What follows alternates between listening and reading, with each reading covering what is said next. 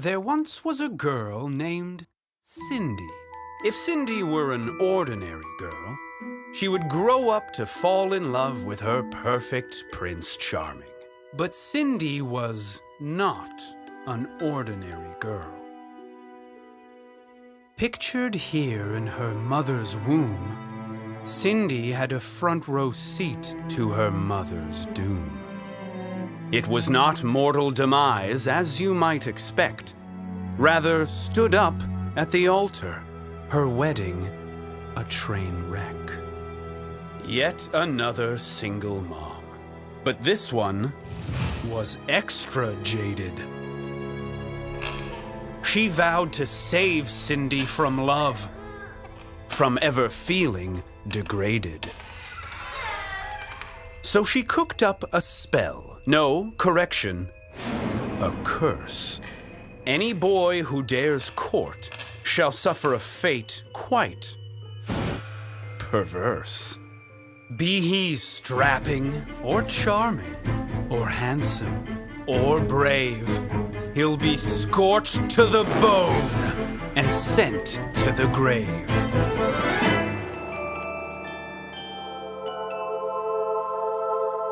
Meet Cindy's first friends.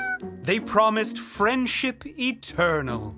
Sadly, friendship with Cindy would prove much more, infernal. Mr. Snuggles loved Cindy, so Mr. Snuggles got roasted. Her first and last puppy was summarily toasted. But friends come and go, so Cindy wasn't contrite. No, she attracted plenty new pals to her gleeful delight. There was that dweeb with the slobber, the one with the lisp. The bottle sealed his fate when he was burned to a crisp. Young Cindy had launched into a chance killing spree. It was a wonder she didn't develop PTSD. 'Twas the eve of her tweens when she felt a pattern was writ. She was a budding young serial killer, and she did not like it one bit. But our Cindy was sharp. She'd read all those fairy tales, and in those stories, the princess always prevails. This was merely a wretched curse, a curse she could defeat. She just needed a Prince Charming, and then she'd be complete. Cindy was coming of age in the prime of grade 7, and the boy next door, why, he had a face just like heaven. His chivalrous gesture did make her blush. Alas, her love at first sight was a fast-burning crush. Quarterback Chad promised romance, but just wanted to shag. So she taught him a lesson: don't be a douchebag. The hopeless romantic pursued love far and wide, but local or long distance, they all just got fried. Poor Cindy was attracting the wrong type of guy.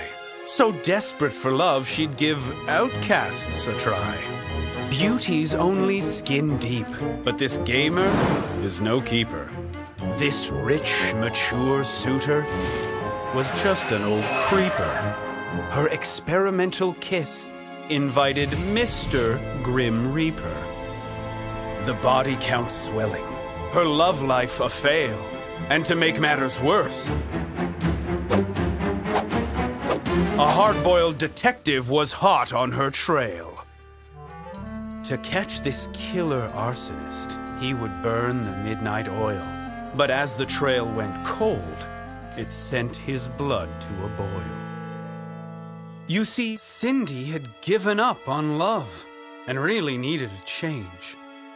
To use her power for good, she concocted something rather strange.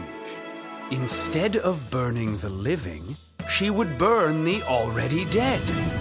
Live on the water funeral pyres with very little overhead. Cindy's quirky startup, a calling so true, attracted patrons from all over, including Detective You-Know-Who. Confronted by the evidence, Cindy's transgressions exposed, charged with 12 counts of murder, The jury unanimous. Guilty! Case closed.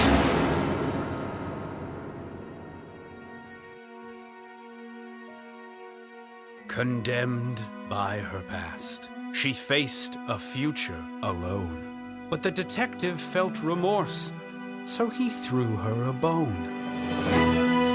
Appointed executioner, Cindy loved her new job, and watching her thrive made this man's heart throb. Making the world a better place, each in their ideal role. But their budding love would have to wait, even with parole.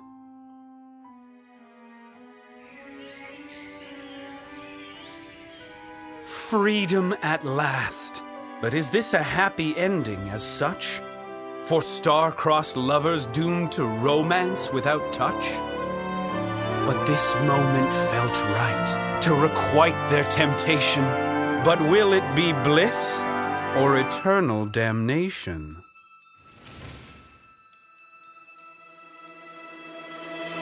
An exhortation on love. Some might call it cliché. Learn to love yourself, and you will light the way.